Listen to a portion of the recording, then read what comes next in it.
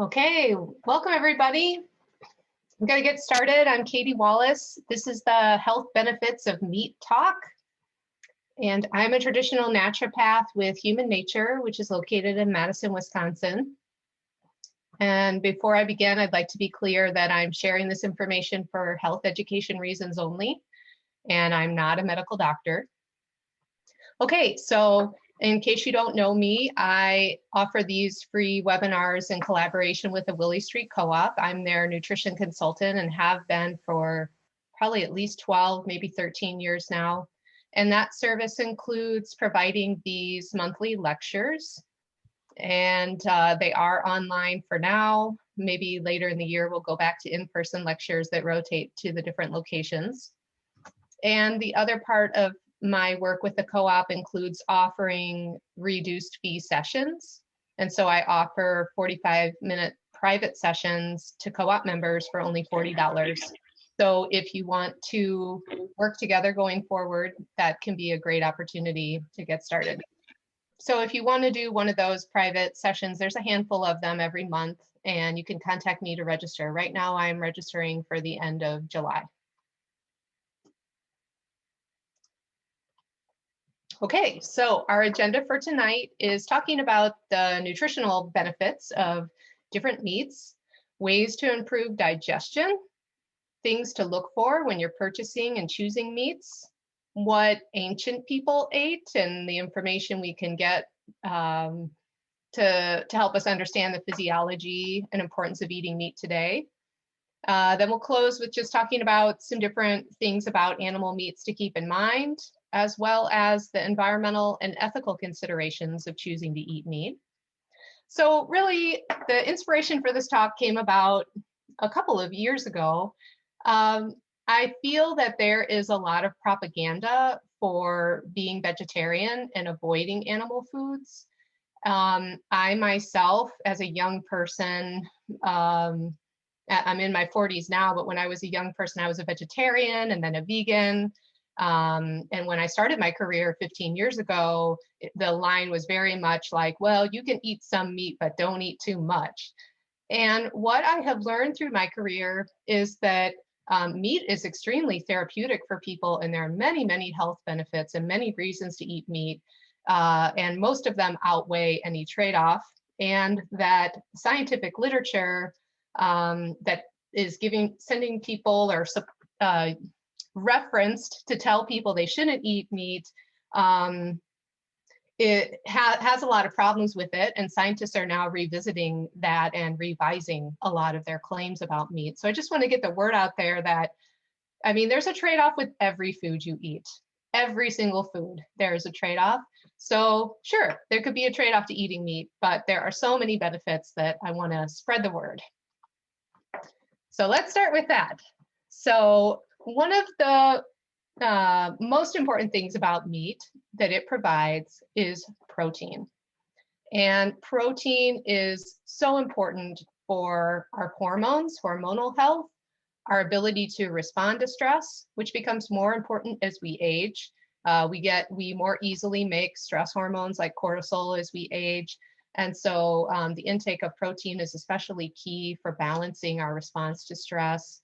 It's also important for making the hormones that our nervous system makes. Those are called neurotransmitters. And so adequate protein is critical for the brain. It's critical for the immune system. We can't respond to an infection without adequate protein. Our bones are actually made of protein. So most people think of calcium and magnesium as being really critical nutrients for protein, but the bones are literally made of protein, and without adequate protein, you put yourself at risk for bone loss. Obviously, muscles need protein. The heart, cardiovascular system requires protein. Having, hair that keeps growing as we age, healthy skin, strong nails requires, guess what? Protein. Protein can also be a fuel when the body needs it and doesn't have enough of other fuel. It also is what helps carry oxygen to all of our cells. From the red blood cells. It is what carries our genetic material and chromosomes. It helps transport fat and cholesterol throughout the body, which are required to help us respond to trauma and stress and injuries. And it provides the raw nutrients for making enzymes that help us with detoxification in the liver and various chemical reactions in the body. So most people have heard that animal proteins are maybe preferable proteins for supplying a complete amino acid profile versus plant proteins. So I want to talk about that and talk about the different trade-offs between choosing plant proteins and choosing animal proteins. This is just a table that shows how important those essential amino acids are when we're infants and children. And you can see that the numbers do go down. They're still very important as we age. And in fact, most people need to eat a lot more protein as they get older because they're not digesting it as well, and they need adequate protein to keep their muscle mass. So it's very important when we're young. It's very important through being an adult and middle age, and it's also very important as an aging adult. So what you often hear about plant protein combinations is that if you want to get enough amino acids, you need to combine beans and rice or something similar. And that's fine. That's true. That does work to provide the amino acids that people need, but it provides them in with many carbohydrates. So that, in my opinion, is one of the trade-offs of plant proteins. There's other qualities to the plant proteins that can really aggravate the system of a person who's sensitive. So some people with mental health issues or who are autistic or on the spectrum have particularly sensitive digestive systems. I mean, we're all different. So you probably know if your digestive system is more sensitive than someone else's, or if you have an autoimmune condition, that's usually a red flag that your gut is more sensitive. So the plant proteins, because they have these high carbohydrates with them, sometimes are not the optimal food for someone who's trying to improve their health with a therapeutic diet. And most people looking to improve their health through diet are concerned about some form of inflammation. Inflammation is what develops when the immune system is responding to a stress. And that's a healthy thing, but in a healthy person, inflammation will be reduced. And when the stress is gone after the immune system has responded, and they'll go back to a healthy normal. And what happens for a lot of people is that the inflammation becomes chronic and eventually develops into some kind of a disease. And one of the ways that this happens is through resistance to carbohydrates. So as we age, we naturally make more insulin in order to get the same amount of sugar into our cells. And this insulin, as we're making more and more of this hormone, it triggers more inflammation for us. And that can lead to cancer, other chronic diseases like heart disease, not to mention diabetes, chronic inflammation like joint pain, fatigue, sleeping problems, insomnia, mood swings. And it can also lead to blood sugar swings, to become increasingly carbohydrate sensitive. So people will go from being hangry, maybe to having sweet cravings after a meal, or feeling really sleepy and fatigued during the day. So protein is just a great food, animal protein specifically, because it helps in general reduce the production of insulin, because most carbohydrate foods are very low in carbohydrates. Now, could you eat a ton of meat and make too much insulin? Sure. I mean, you could eat too much fat and too much protein and make insulin, but a moderate amount of protein and fat are not going to raise your insulin the way that a comparable serving of carbohydrate does. And so that's why the protein is really therapeutic, because if you can reduce your insulin and your blood sugar levels, you'll reduce your inflammation, and that'll help the body begin to recover and resolve chronic health issues. So some of the therapeutic benefits of animal meats are that they really do help level out blood sugar issues, because the protein is extremely nourishing. And this helps with reducing people's fatigue. and people's cravings. So when people come to me, I do see a number of people who want to stop eating sugar and they need some guidance in doing that. And one of the first things I say is, let's get a good quality protein at every single meal so that your body feels nourished and your blood sugar is stable. And then you're not going to be plagued by as many cravings. And then because they're doing this, they help reduce inflammation, they help reduce excess insulin and the inflammation it prompts, and they also help reduce excess triglycerides, which can be a problem with obesity and other blood sugar situations. Like I said before, the proteins provide the raw materials for hormones, so adequate animal protein in a diet is a key thing for people looking to support their thyroid, their adrenals, their sexual health, or their hormone balance in general.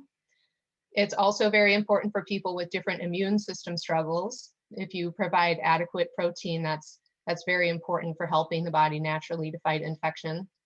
And adequate protein is really important for brain functioning. So when people are reporting brain fog or memory issues, or other such issues, making sure that there's adequate protein at every single meal helps a lot. But if you can't digest it, you won't get any benefit from it. So some people will say, oh, that all sounds great, but when I eat meat, it just feels like a brick in my stomach. I just don't feel good. And that is a sign that they need to work on improving digestion, okay? Like if you felt horrible every time you took a bath, it's not necessarily a good decision to just stop taking baths. Protein is something that's really critical for the body.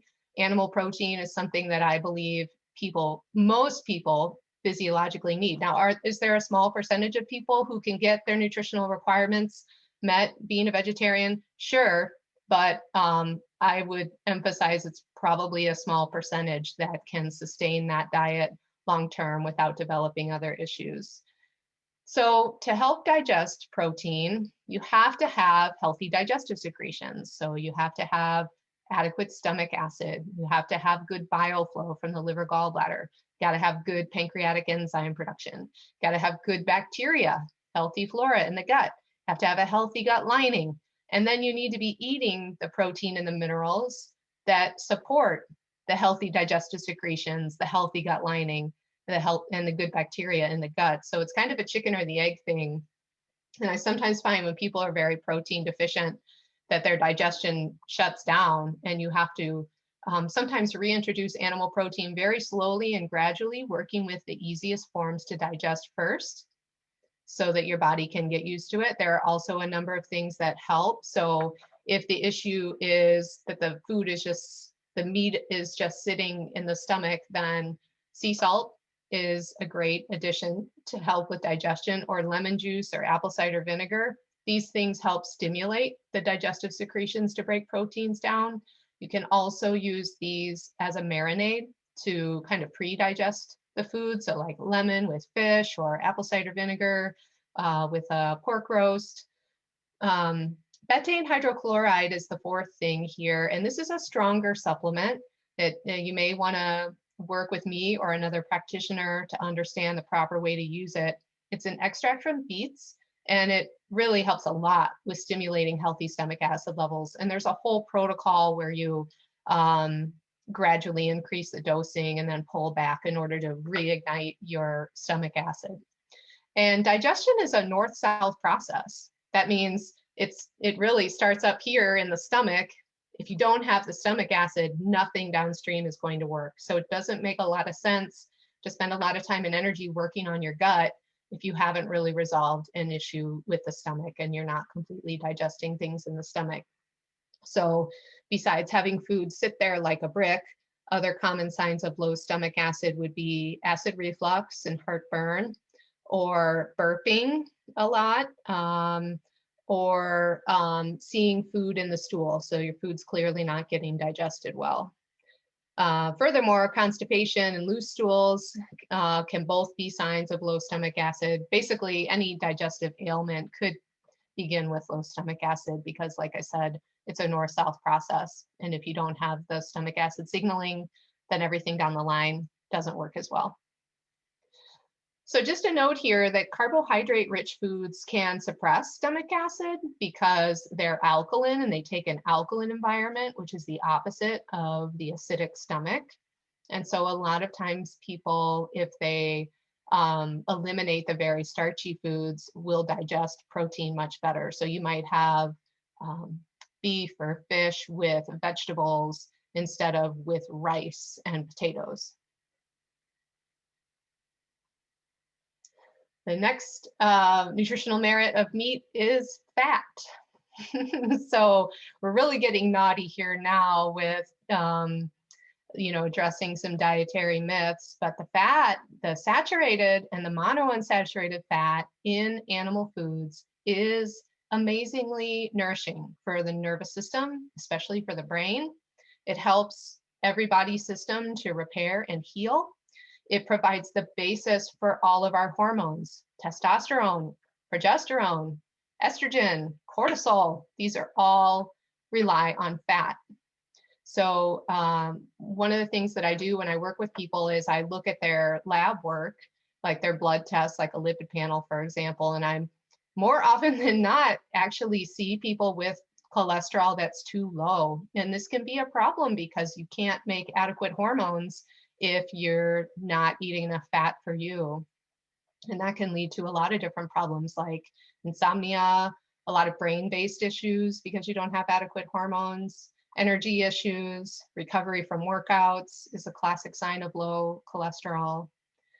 And fat is actually a cleaner fuel than carbohydrates if you look at the cellular benefits of burning carbohydrates to burning fat or ketones. So you can check out my webinars on fat-based diet and holistic fats. I have a couple on my website if you want to learn more about fat. But to digest fat, you got to have some healthy digestive secretions, and it's the bile flow from the liver that helps break the fat apart and absorb it.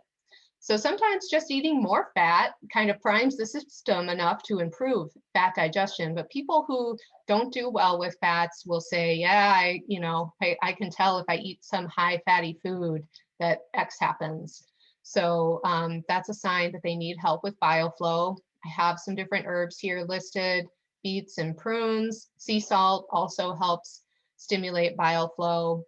These are a couple of supplements. The Beta Plus by Biotics Research is a great one. It's got beets as a basis, or a dandelion root. You can use that to make a tincture, and the very bitter flavor helps stimulate the brain and helps stimulate bile flow. So these can help a lot if you recognize that you need to be eating more fat or want to eat more fat and need help digesting it. So this sometimes comes up when I'm working one-on-one with clients. They'll say, yeah, I tried a ketogenic diet, or I tried increasing my fat and I just didn't feel good. Like that is a sure sign that that person cannot digest fat, because fat innately is physiologically a wonderful food to be digesting and absorbing for the human body. This digestive enzyme, OrthoDigestzyme, I've got on here just as an example. You can get this on my website, but I like it because it's an example of a supplement that's got support for stomach acid, support for bile flow, as well as support for digestive enzymes. So it all around can sometimes really help someone with digestion if they've got multiple things going on with their digestive system and they need an overall boost. So some of the vitamins that are so beneficial from meats include vitamins A, D, E, and K. So these, we could have a whole webinar talking about the different benefits of these vitamins, but they're crucial for the immune system, the brain, the rest of the nervous system, the thyroid, the gut, and they're found naturally in these animal foods. Skin is another one that depends on these vitamins. Bones. So most body systems require these fat-soluble vitamins, and you cannot get, you can get versions of these vitamins in plant foods, but many people do not have the genetic makeup to convert them to the fat soluble vitamins. So some people develop deficiencies in these vitamins because they're not getting enough. They're just not eating enough animal foods and animal fats. So meat, seafood, poultry, they're all very high in B vitamins. And so B vitamins are essential for oxygenating our system, giving our cells energy, helping the digestive systems work, the nervous system, cardiovascular system. So many benefits to these B vitamins. And there's many minerals in meats too. So you're not just getting protein and fat from eating animal foods, you're really getting a wealth of nourishing minerals that are much more dense and accessible than they are in the plant foods. So people sometimes talk about iron and talk about plant-based sources of iron, but you would have to eat like multiple troughs of green leafy vegetables in order to get the equivalent amount of iron that you would get in a small serving of red meat. So when it really comes down to maximizing nutrient content, the animal meats are just so nourishing. So as far as iron goes, this is an valuable, an important component of animal foods, in my opinion, especially talking about red meat and its therapeutic benefit. So there's a couple different types of food-based iron called heme and non-heme. And animal meats have both of them, but plant foods only have the non-heme, which is much harder to absorb. So that's why you'd have to have like multiple troughs of green leafy vegetables to give you near enough the same amount of iron as a small serving of red meat. And iron's more important, I think, than most people realize. I'm continuously working with people identifying iron deficiencies, particularly with women, because most of us have menstruated for multiple decades without replacing that iron. So we're losing blood and iron every month, and we're not replacing. And iron is really critical for oxygenating the cells. So sometimes when people have fatigue, it's a really classic sign of an iron deficiency. They may not be able to exercise. They may have shortness of breath when they try to push their body because it's lacking oxygen. Iron is also really critical in serotonin and dopamine, which are two neurotransmitters. So dopamine is like, gives us a sense of reward, and serotonin gives us a sense of pleasure, helps us calm down, helps us be happy. And so many people don't realize that iron is so critical for making those neurotransmitters. I think as a culture with a predominant percentage of our culture that suffers from depression or anxiety, that this is really unfortunate that people don't realize how important it is, and that eating regular animal foods and digesting them is a really clear solution for this situation of iron deficiency that many people suffer from. So when you're selecting meat, I think it's very important to focus on how the animal was raised, and I'll tell you why. A grass-fed animal, let's just look at grass-fed cows, for example, versus corn-fed are nutritionally superior. So an animal that eats grass is going to be nutritionally superior to a corn-fed animal, and we have studies to back that up. Part of it is that the animal, if it's grass-fed, it's outside. It's living more of a natural life. It's in the sunshine where it will make vitamin D.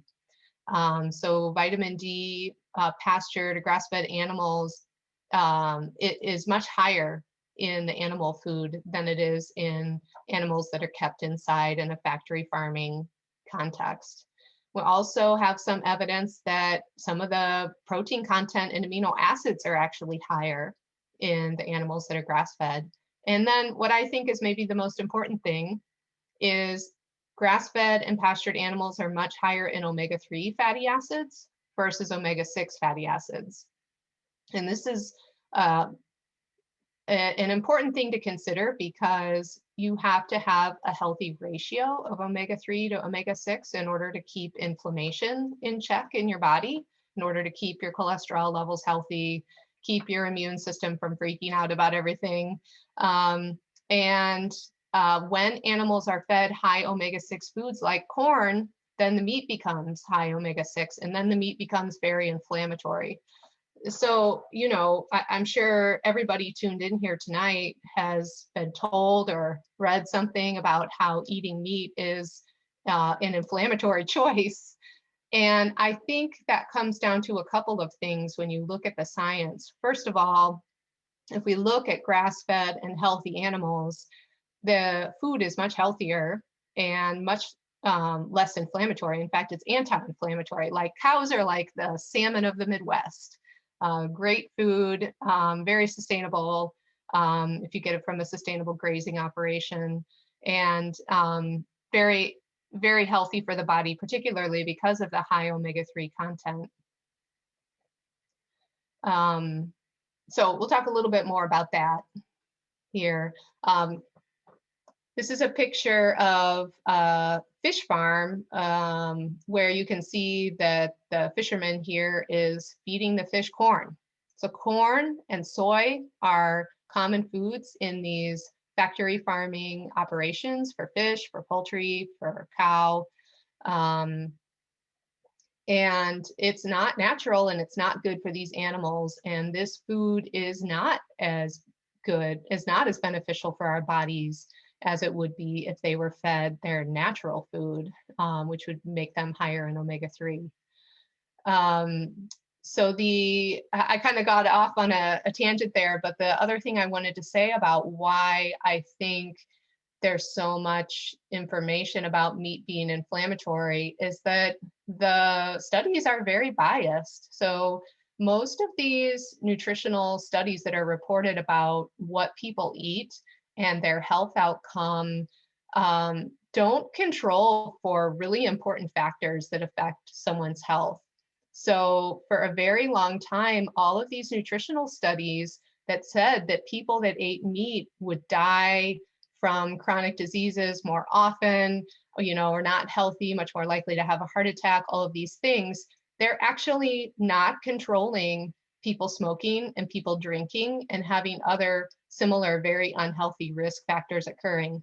And when you go back and you look at those studies and the scientists have controlled for those factors, they actually find there's no significant difference at all in people's health based on whether or not they're eating meat or not.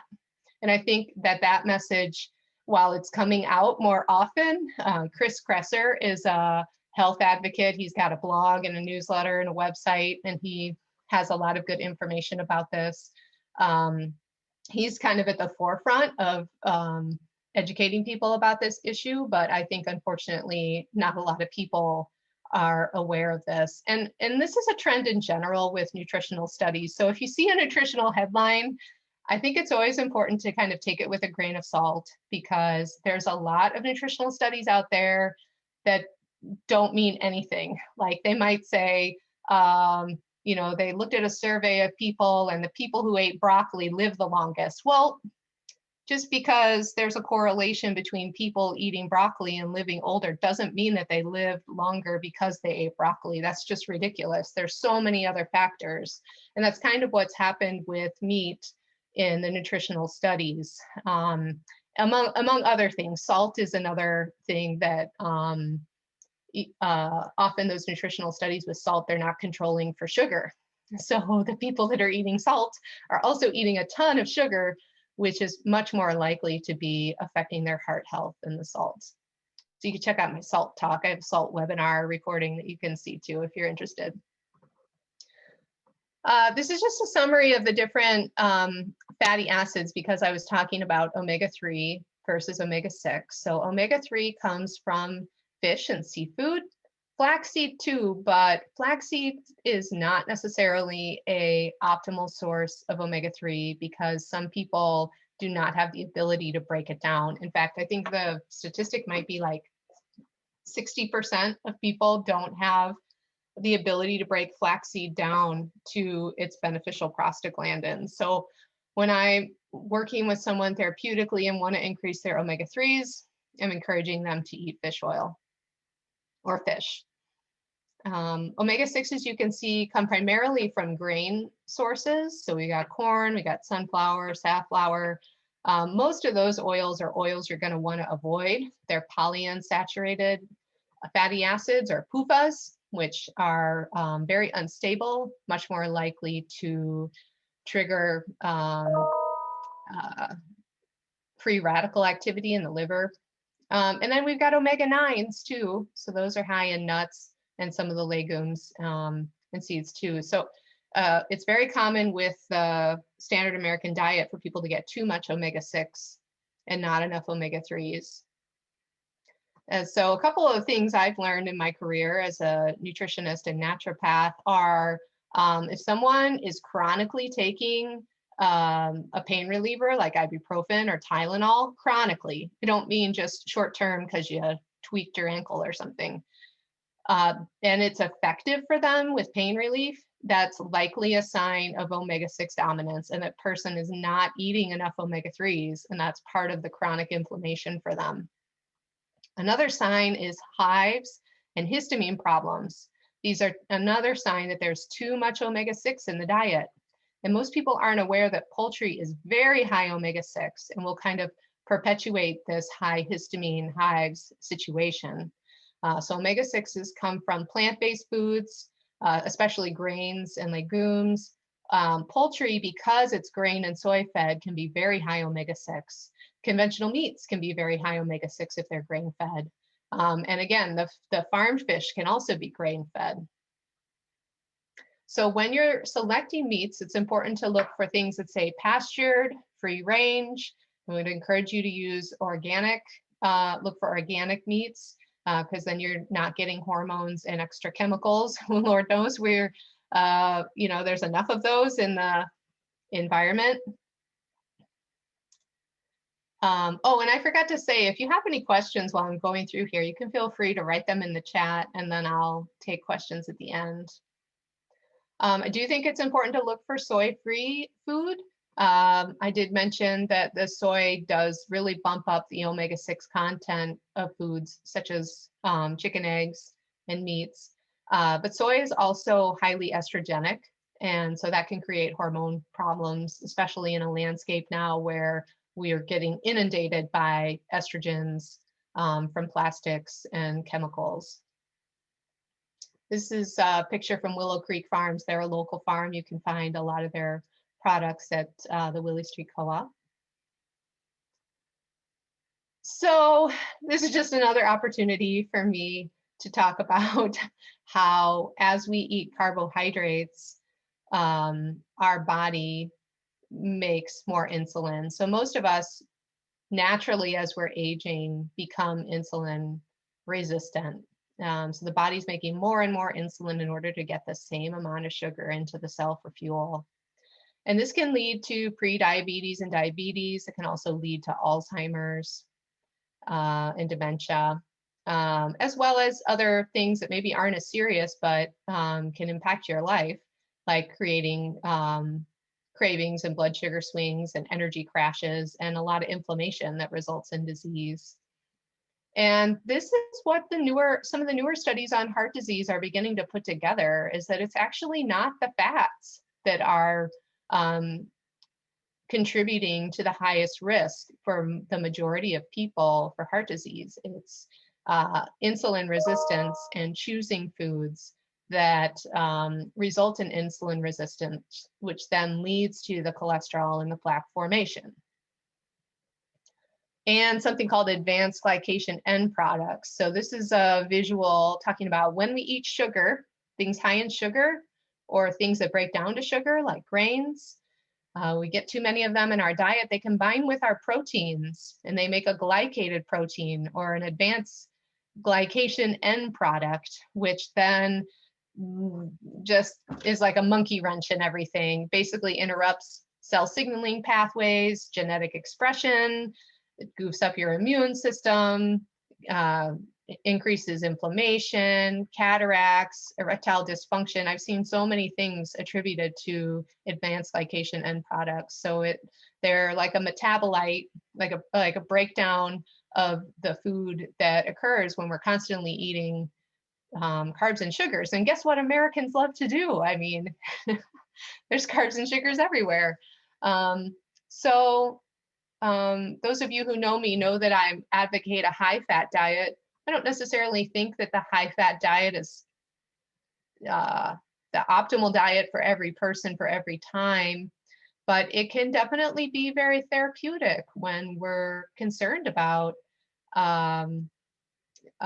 cancer or Alzheimer's or chronic inflammation. And this is one of the reasons why it helps. If we can eat other things besides sugars, then we're less likely to have this chronic inflammation.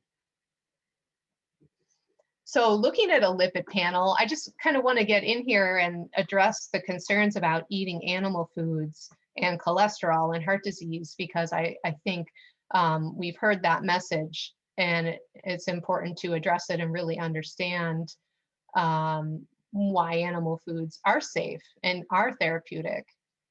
So this study looked at all the numbers in the lipid panels and people with heart disease and tried to ask the question, what numbers are the most critical here? What are the most important predictors for heart disease? Is total cholesterol important?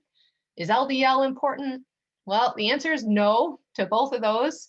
Triglyceride over HDL was most important. So it's actually the ratio of triglycerides to HDL. If you ever have a lipid panel done, you can reference it, get your triglyceride number and divide it by the HDL.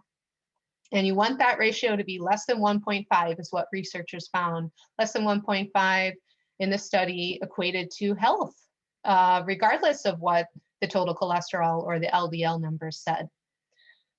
So, so this can be helpful if you're looking at your lipid panel and kind of wondering different ways to interpret it and different health steps you might take to improve. And so triglycerides basically come from eating carbohydrates. And we have this model. This is a basic idea in functional medicine, which is what I've done a lot of my training in. We eat foods high in carbohydrates. So that could be like potato or fruit or dessert. It raises our blood glucose, our blood sugar level. We make those nasty advanced glycation end products I was telling you about. And we also make a lot of triglycerides, which causes total cholesterol and LDL to increase and our HDL to decrease. So that's going to skew that ratio I was just talking about and make it the number higher and higher, which will increase someone's risk for heart disease. For men, as a result of eating these carbohydrates, testosterone decreases. And for women, estrogen and progesterone shift. Usually estrogen increases and progesterone goes down. So there's multiple health outcomes from eating too many carbohydrates or foods higher in carbohydrates than your body can handle. Here's a visual about when there's too much dietary carbohydrate coming into the intestine, then the liver stores it as triglycerides. So if you ever had like a big meal, pancake breakfast maybe, and then you just got to lie down on the couch afterwards. For some people, this happens every day. They eat lunch and then they're just like in a fog after the meal. And that's because you're eating too many carbohydrates for you. Your body is taking that extra sugar and storing it in something called triglycerides, which are made by the liver. This can contribute to fatty liver and obesity over time. But it makes you very sleepy. It makes you want to lie down because it takes a lot of energy for the body to store all those extra carbohydrates. So we're going back to talking about that lipid panel and your triglyceride number is much higher than your HDL. That's a sign that you're taking in too many carbohydrates for you. And you can boost the HDL and therefore lower the ratio to a healthier range by eating more fat, healthy saturated fat. Aerobic exercise is also really helpful for HDL. And there's some studies showing that purple vegetables also help with raising the HDL.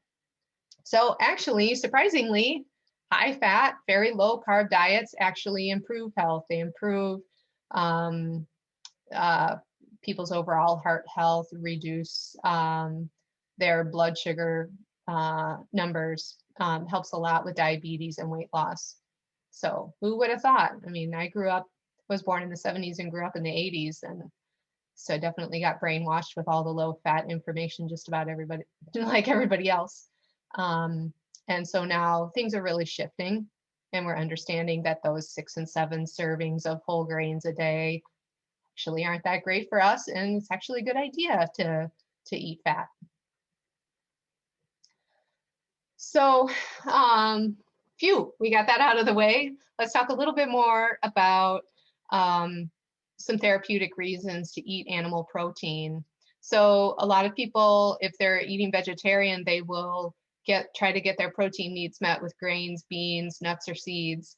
These include something called phytic acid, and phytic acid basically blocks your absorption of calcium and magnesium.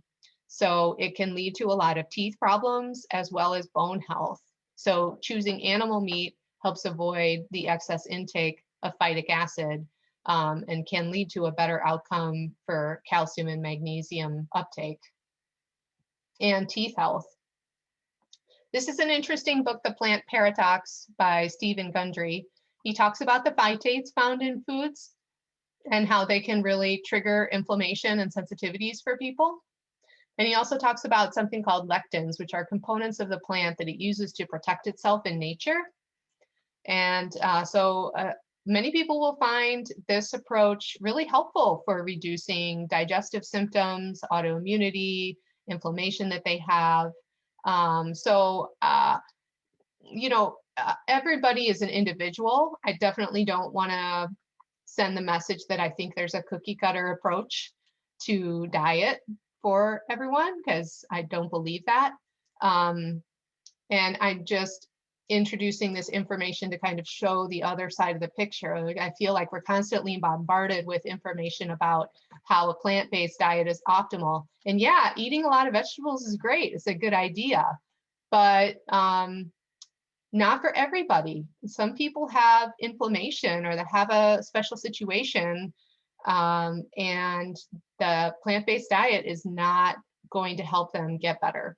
A meat-based diet is going to help in some of those cases. So I just want to kind of get this information out there, that there are different trade-offs to eating plant-based foods. There's definitely trade-offs to eating meat-based foods too. And most of the negative effects of eating animal meat can be offset if there's a diversity in the diet. So if you've got a good range of healthy oils, healthy fats, as well as healthy vegetables and other plant-based foods, that helps a lot with offsetting any negative effect of eating too much meat.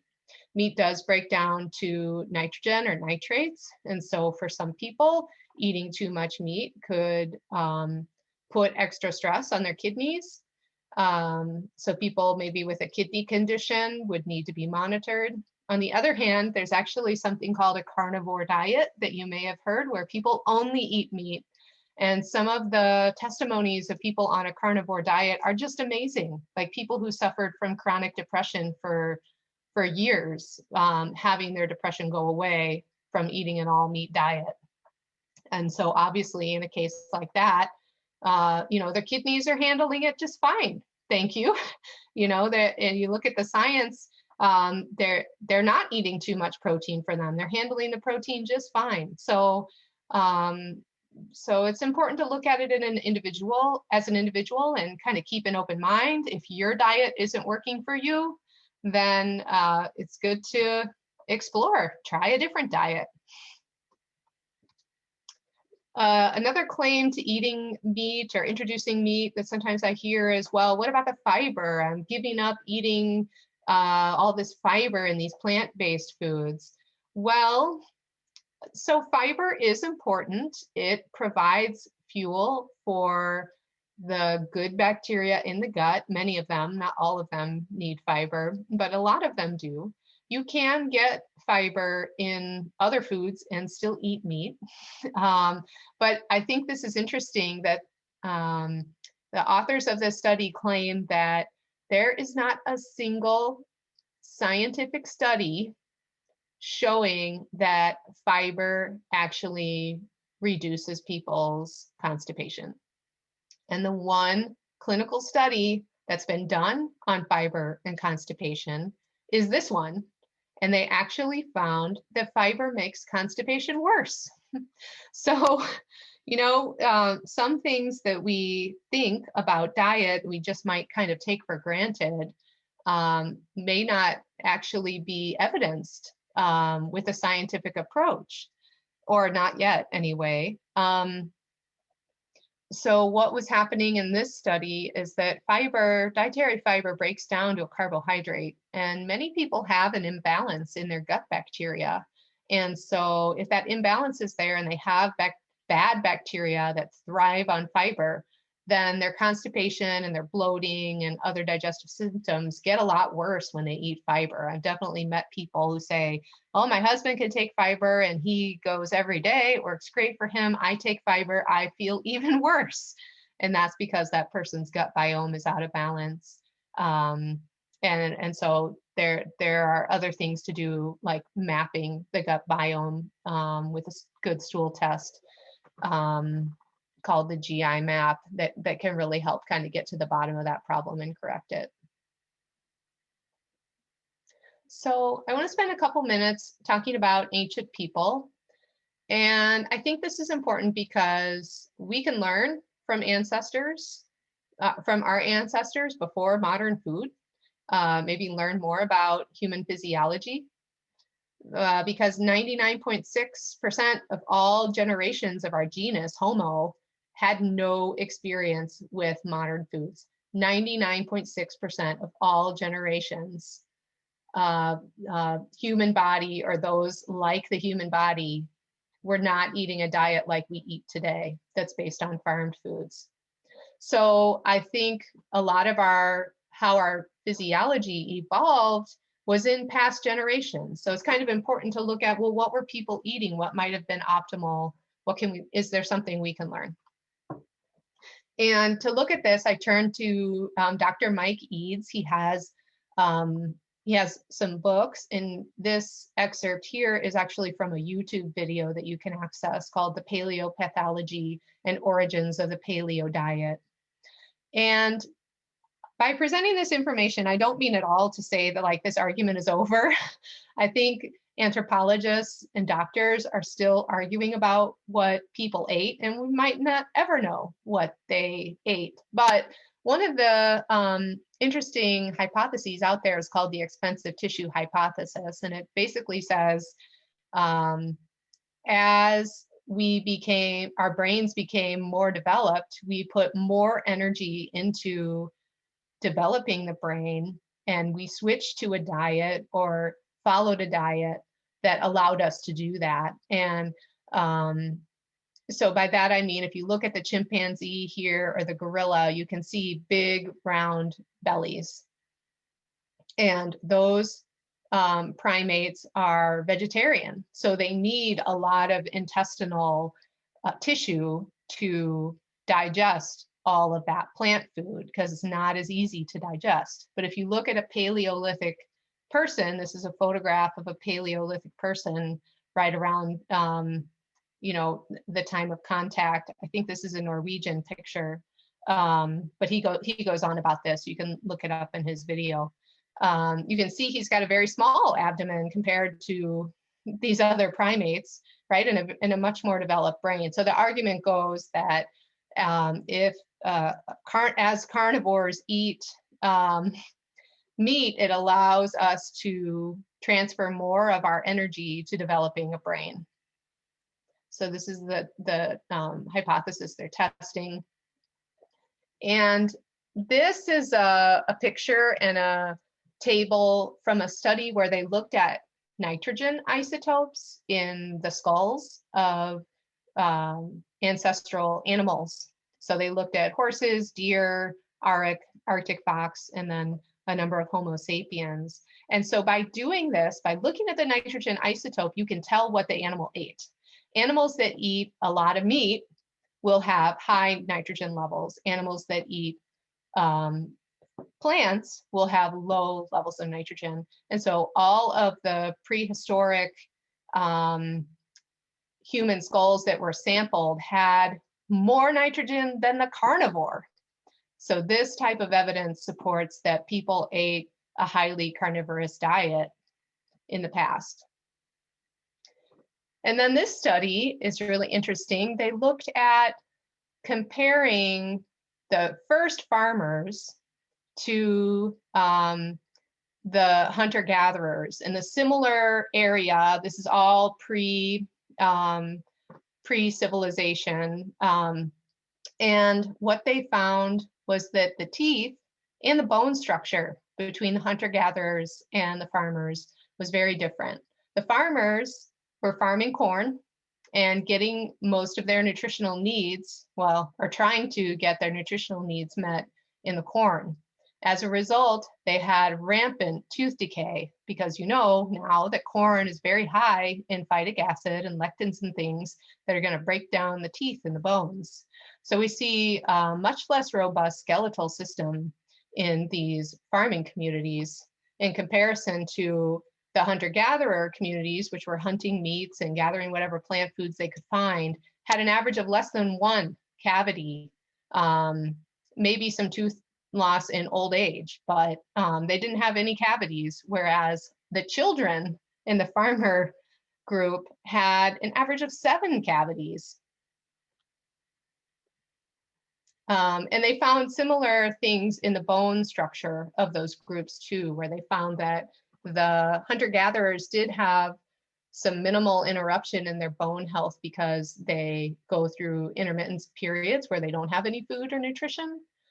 But despite the farmers having food all the time, because they were primarily relying just on corn for their needs, the quality of their bone structure was reduced compared to the hunter-gatherers. The hunter-gatherers had healthier bodies, healthier skeletal system. And the other thing Dr. Eads talks about is ancient Egyptians and the studies of the mummies, and that they found a lot of evidence of heart disease in ancient Egyptians.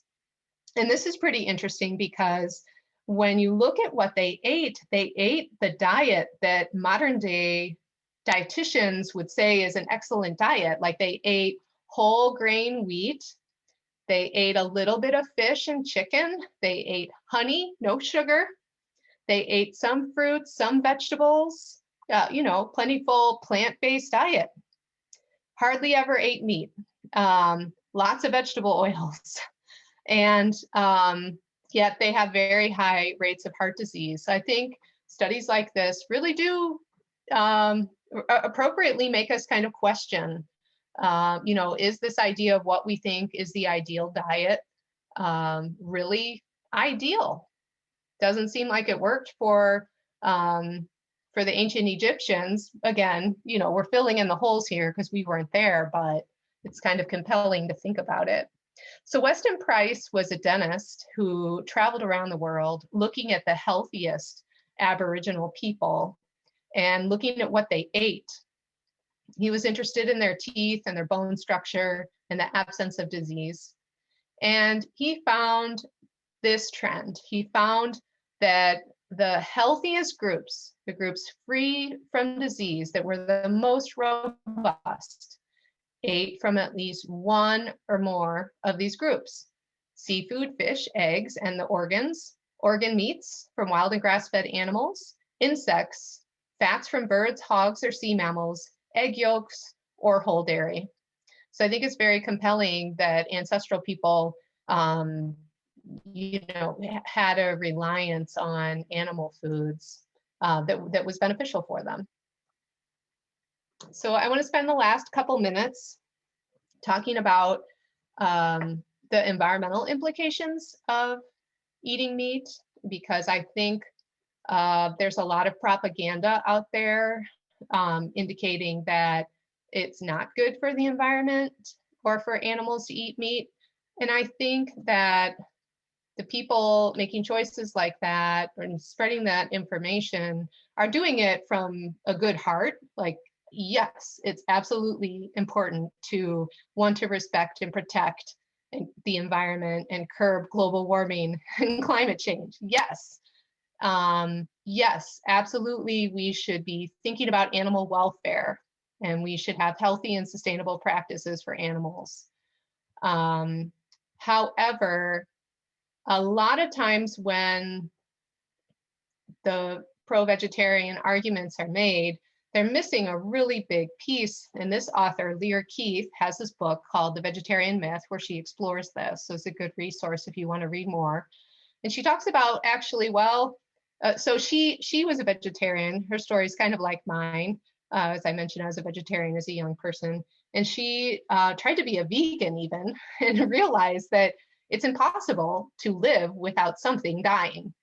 And so as she became a vegan and became more and more kind of focused and driven to not harm something, she just kept coming up against how something had to be harmed in order for her to eat.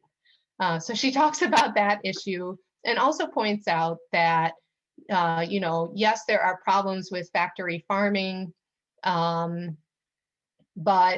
if we just tell people to eat monocultures of plant foods, we're promoting ecological eradication. And like, that's not okay. And it's not okay to, just say that like one form of environmental destruction is acceptable over the other one. For example, 98% of old growth forest is gone due to destruction for monocultures for things like corn, and 90% of our grasslands are gone due to farming. And you could argue that grasslands are something that could be sustainably restored with proper grazing, and that could promote biodiversity and carbon sequestration, and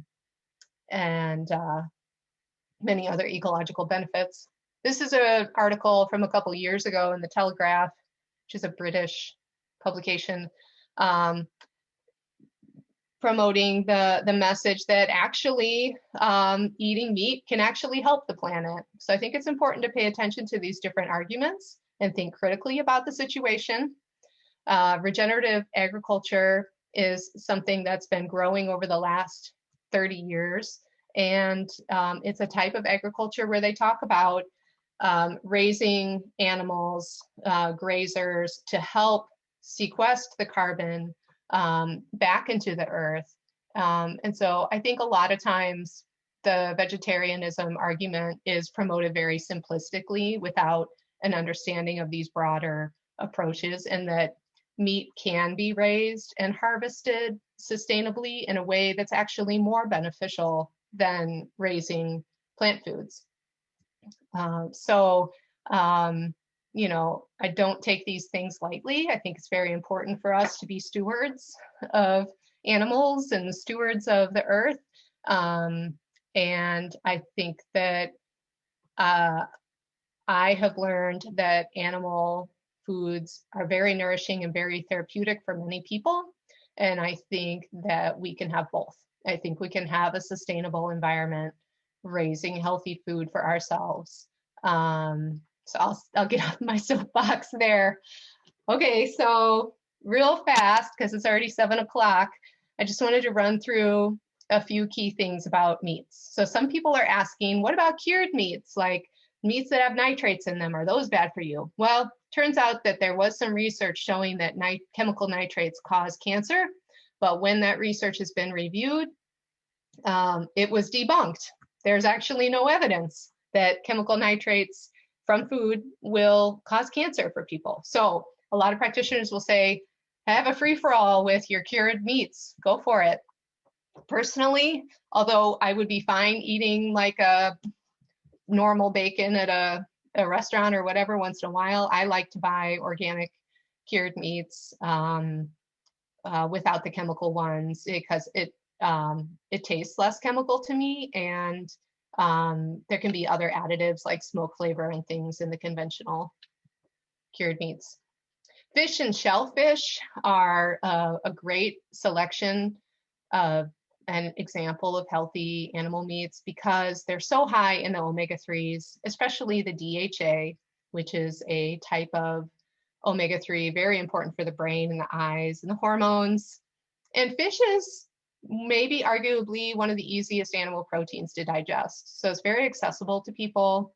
You want to make sure you're purchasing wild, not farmed. Beef and bison are another superfood, really high in minerals and protein, iron. Make sure you're buying grass-fed and grass-finished for more of the omega-3 fatty acids. So it'll be an anti-inflammatory food rather than triggering inflammation. Lamb is a lot like beef in terms of being a very rich food in minerals. It's also very high in glutathione. Glutathione is the body's main antioxidant that helps prevent leaky gut, prevent autoimmunity, helps us with detoxifying things, helps the adrenals, the immune system. It's like a super antioxidant. And these photos are courtesy of my friends at Kingfisher Farm in Argyle, Wisconsin. Chicken and turkey, I mentioned it can be harder to find animals that are healthy. Chicken and turkey are the least regulated of the animal industry, and most of the animals are fed the cheapest food possible, like soy and corn. As a result, they'll be very high in omega-6, which could contribute to an imbalance for a lot of Americans. And they're lower in fat, and so they may not be as filling or as nourishing as other forms, but definitely good to have in there for the for the variety, assuming that you don't have a problem eating the grain-fed or the soy-fed foods. Pork is a great source of the fat-soluble vitamins. It's maybe arguably the most dense animal protein, dense in protein and fat. So if people have weak digestion, sometimes they have a hard time with pork. So that can be remedied with supplements as well as with marinating the pork appropriately beforehand. And then these are the different books that I used to prepare this program. Dr. Eads' Protein Power, Lear Keith's The Vegetarian Myth, Dr. Weston A. Price's Nutrition and Physical Regeneration, and then this book by Nina Teicholz, The Big Fat Surprise, which talks about the history of fat in America. So to summarize, there's a lot of benefits to eating animal protein, and healthy digestive secretions are really critical to getting all those benefits. Some of the current evidence suggests the healthiest ancestors ate animal foods, and that was perhaps more helpful to their health status than grain-based diets were. And a lot of previous views relating to the consumption of animal foods to disease has been and is currently being debunked and reviewed by scientists. But you want to look for pastured, grass-fed, wild, and soy-free to get the best quality animal foods. And that will also help with making sure you're getting a good balance of omega-3 fatty acids to the omega-6s. So I'm going to take a break next month, but I will be back in August. I hope you will join me for one of my favorite talks, How the Thyroid Gland Works. We're actually going to draw out, and you will, as a participant in the class, learn about thyroid physiology and draw out the different relationships with the thyroid hormones and all the nutrients. So I hope you guys will come back for that. Just another plug, if you're interested in doing a private 45-minute session through me with that special rate through the co-op, you can email me. And thank you so much. I'm going to check in the chat and see if people had any questions.